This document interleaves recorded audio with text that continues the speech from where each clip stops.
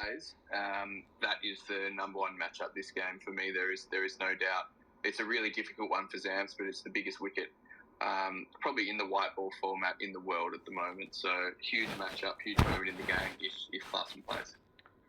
Same set of questions to you, Dale. One South African player who holds the key and a matchup you're looking forward to. I think a matchup I'm looking forward to is Rabada against actually any of the Aussie batters, really. He just seems to really perform well when he plays against Australia. And I think Australia like playing against him too, because they like to kind of fight fire with fire. It's a great cricket contest. I think the big player that I'm watching out for tomorrow is Kesh Maharaj. If he can sneak through a couple wickets in that middle over period where he's supposed to hold the game, he could potentially break the game open for the South African quicks to come back and kind of dominate. So I think he really holds the key for the South African bowling lineup tomorrow. But Rabada versus the batters is going to be a great battle to watch. Always fiery when these two teams meet. We can't wait for this clash. Thank you so much, Dale Steyn and Ashton Agar, for setting it up for us. Be sure to join us on Maruti Suzuki Arena presents ESPN Cricinfo Match Day. We'll be live building up to the game just before toss time. How do I do it all?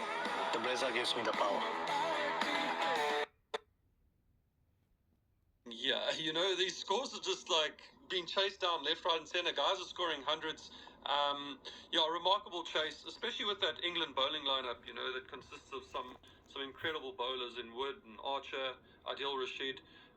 You think that those kind of bowlers would have been able to get the job done, especially with that score. But Australia just show how good they are when it comes to these tournaments. They just got that ability to get over the line even when the odds are stacked up against them.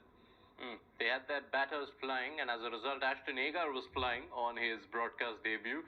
Ashton, those batters are soaring with their confidence, but they will know that the task is much more cut out against what is a much more rounded South African bowling lineup. Absolutely. I think the South African bowling lineup is formidable. Lungi Ngidi, Marco Jansen, Rabada, Maharaj has been bowling beautifully for the last 2 years in particular. I feel like he's just got this aura of confidence about him, coming from one left-arm spinner to another. I really like the way he's approaching the game at the moment, and I think he's almost controlling the innings for South Africa with the way he's bowling so far. So I think it will be a big challenge for the Australian batters again, like it was last game. I mean, chasing 350 is a huge challenge in itself. They'll take a lot of confidence out of that, there's no doubt. They've got the batters they want hitting the ball in the middle of the bat, doing exactly that. And I think they've played at a really nice tempo that's going to suit these wickets. So really, they'll probably be trying not to change too much, other than just preparing adequately for this next game. Yes, 5 bowlers in that South African lineup. The left-arm spinner has been talked up by the left-arm spinner. Now let's go to the pacer. Because what South Africa have compared to England, Dale, is a pace attack which isn't one-dimensional, which was a bit of a complaint of England in the analysis after that Australia game. Lay out the blueprint for us, why don't you? How do South Africa need to go about against this Australian batting lineup? Wickets in the first 10 make a massive difference, and I think you've got guys like Ngidi. We'll see if Ngidi plays. He bowled beautifully the other night against Afghanistan, but I have a feeling that South Africa might opt for somebody that has got a little bit more pace on a flatter wicket. So there's a chance that somebody like Ngidi might miss out. But that said, you don't change your winning combination. So Rabada to bowl first, change Jansen to open the bowling, swing the ball, try and take a couple wickets, and then as Ashton mentioned, Maharaj will try and control things in the middle, and then they'll bring their paces back at different times of the game just to try and strike wherever they can. And then Vion Milde will also do a bit of a job to just like hold the game. You don't want guys like that to go for too many runs, and I think that's maybe where Australia might look to take him down a little bit, so that they bring those faster bowlers back sooner rather than later. But a good bowling lineup, a lineup that bowled well the other night, hardly bowled a bad ball.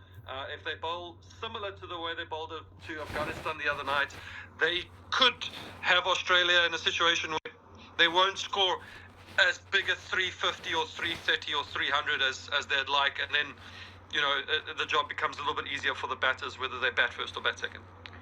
When we consider the Australian bowling attack, a much changed Australian bowling attack given all the absentees, They eventually did what was a good job in keeping England down to 350. There was a time it could 370, 380.